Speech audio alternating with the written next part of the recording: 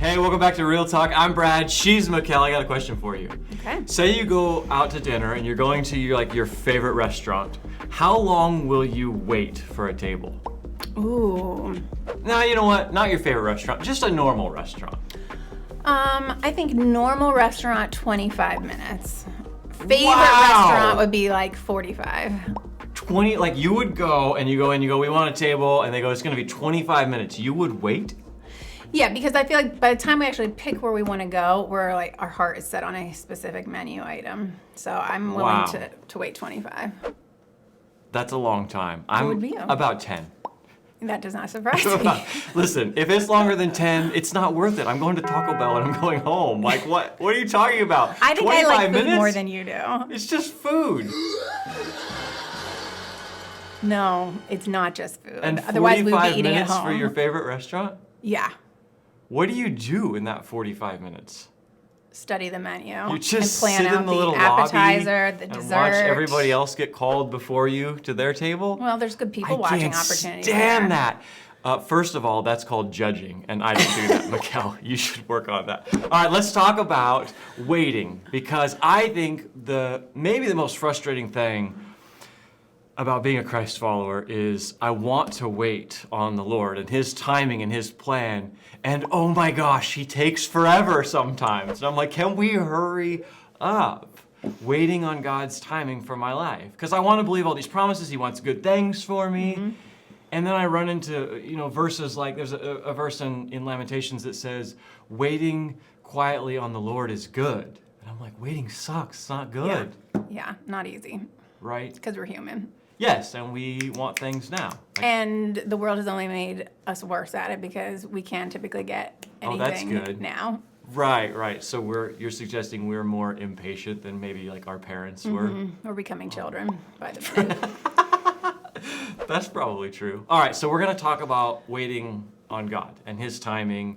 And yeah, so think of a story. I have a story for you, and you think of a story too. So I think probably for me, like when I think, just the one that pops in my mind when I think about what is it like to wait on God. So my wife and I get married when we're like 12 years old, right? And we want to start a family right away. And so we have this great plan about how old we're going to be when we have all our kids. And it's like, listen, it was Perfect plan. perfect.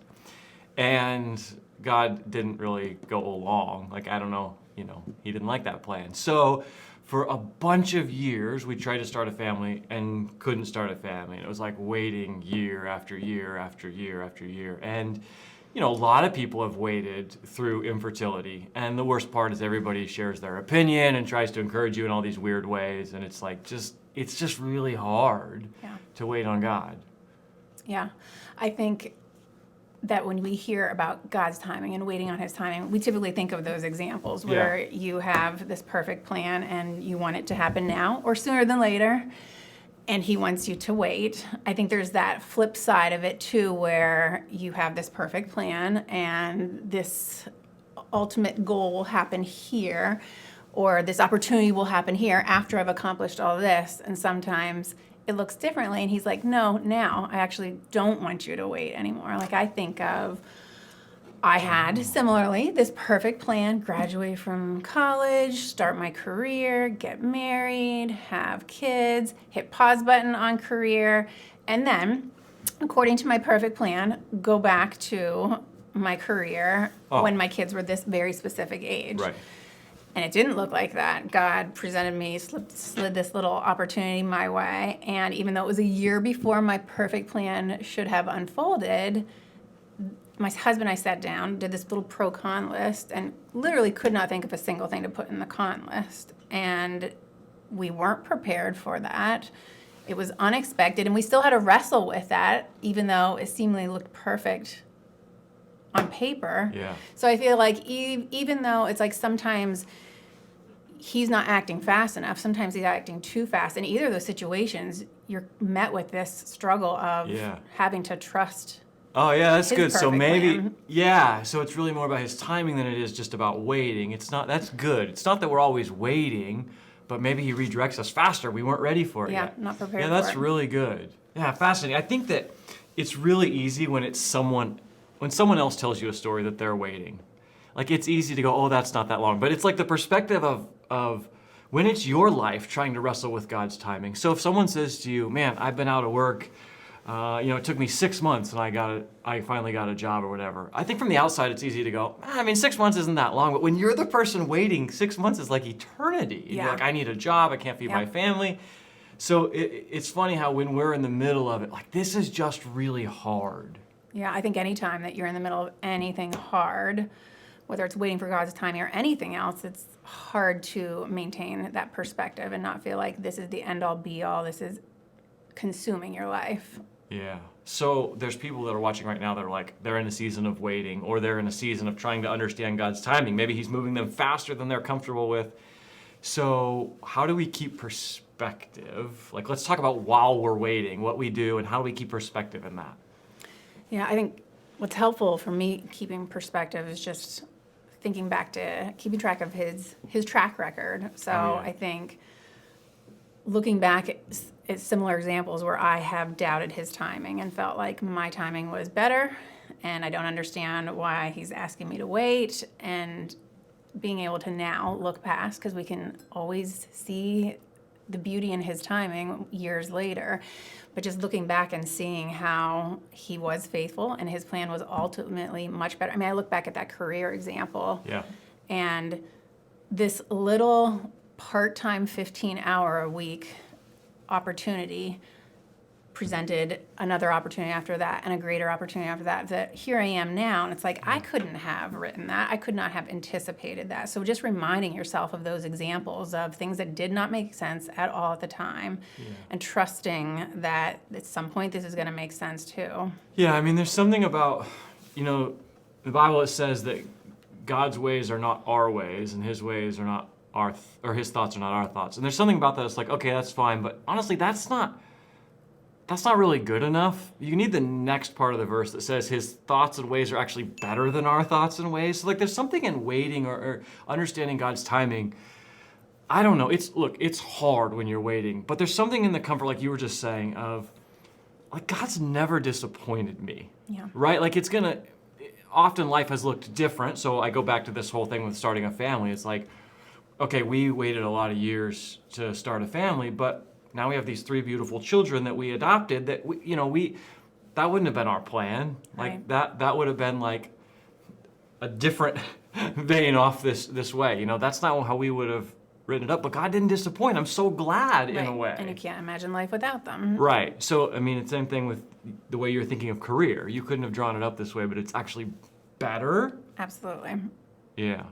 Yeah. So while we're waiting, what do we do? So it's like the person who's waiting to start a job, the person who's lonely and they're waiting, they want a partner in life. They want companionship and they're just waiting. Like, what do you do?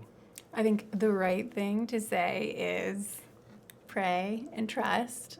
And I think the right thing is really hard to hear really when you're hard. in the midst of it. Yeah. I mean, I would add to that, share what your That's good. struggle is. Oh, yeah. I know that I made the mistake of that for many years, that when there was something really big that I wanted, keeping that really private, maybe sharing it just with my husband. And I think at the time, I thought sharing it with others added this layer of pressure of, I didn't want extra people in on that asking me, so did it happen yet? Did it happen yet? And me have to be constantly reminded by having to say, nope, nope, nope. But looking back, I feel like that was a huge mistake. Like I isolated myself with that struggle and I internalized it. So with that, I missed the opportunity for anyone else to encourage me, for anyone else to be praying me through that.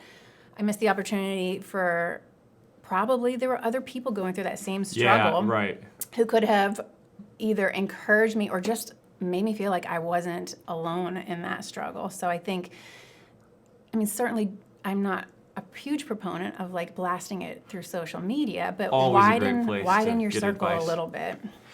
Yeah, and to your point, like you find out everyone's struggled with this or something similar. Like everyone has thought about what's the next phase of my career. That's Right. not new to Right. you. Everyone's dealt with, I thought the timing on this would be different or would look different. A lot of people, we encountered that sort of in our journey, is how many people were like, oh yeah, we had fertility issues, or we like, and that are decades older that can look back and like share wisdom. And if you keep that all in, Right. you You're don't get missing the out on help. that. Yeah. Yeah, it's like actually God uses some of this to bring us together. I mean, something that just struck me, I don't know why this is so encouraging to me. So Jesus, when Jesus dies and he dies on Friday and he's buried in the afternoon, right? And so all his friends are like, now what do we do? He promised these great things. We believed he was this Messiah, and now he's dead. So I guess we just go home. And by the way, we're all probably about to get arrested because we were friends with this guy that they just killed. Right. So there's a story about the women that that were part of his little discipleship crew, what they do afterwards. And Luke writes this about it. He says that the women went to his tomb and they saw how his body was laid in there. And then listen to this. They went home and they prepared spices and perfumes, and then they rested on the Sabbath. Like they just rested. Like, they're like, we don't know what to do. We need to do something, so we're trying to like come up with something to do, and they go, no, we just are supposed to rest. Is there something that we can just rest when we're waiting? It sounds impossible. It sounds in theory, hard, doesn't right? it? Yeah, and I think that that's part of, I feel like what I look back and think of what I have learned through these difficult times, which he's constantly reminding me of, and anything that I'm struggling with is I'm not in control. And I think part of that control piece that I struggle with is feeling like there's something I can do to fix this. So the thought of rest sounds so contrary to that, Yeah. and yet peaceful. Yeah. Yeah, it doesn't mean be lazy, right? But I'm sitting here thinking about just super practical for a second. It's like, I know a number of people right now like are looking for jobs. And to say to them, well, just rest. Like, just rest. I have a family to feed. I have a mortgage that's Right. due in a few weeks. Like, I can't, like, how do I just rest? And yet, like, there's something that we're supposed to do. We're supposed to just rest. And like I quoted that verse earlier, it's good to wait quietly on the Lord. Yeah.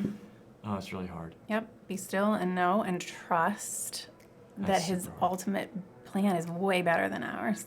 Good. So, probably you're waiting on something. Maybe it's the next phase of life. Maybe it's something in your family. Maybe you're waiting for a relationship to be restored.